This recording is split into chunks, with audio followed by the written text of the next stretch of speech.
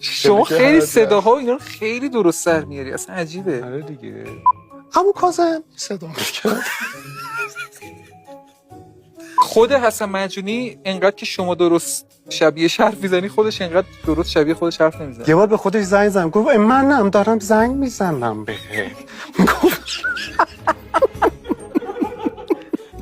با هم رفته بودیم سوپرمارکت، یه گفت اومد و گفتش که هادی اینم بردارم. بعد یه دفعه خانومم سوپرمارکتیه فروشندش یه خانومه گفت صداتون همون جوریه. گفت مگه صدام باید چه جوری باشه؟ من همینم دیگه. خودش خندش گرفته بود.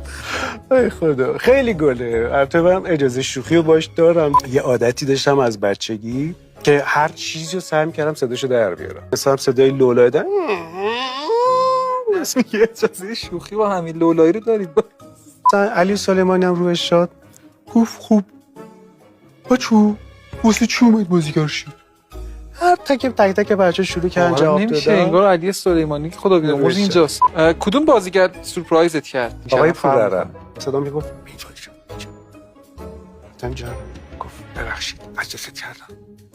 گفتم نه آقا ولش کن خیال. گفت انگشتر بگیر و در داد انگشتر رو بهمونو و خلاصه دلمون در آورد. اما واقعا چجوری حتی ابوالفضل پوررم رو در آوردی؟ خیلی قوی بود.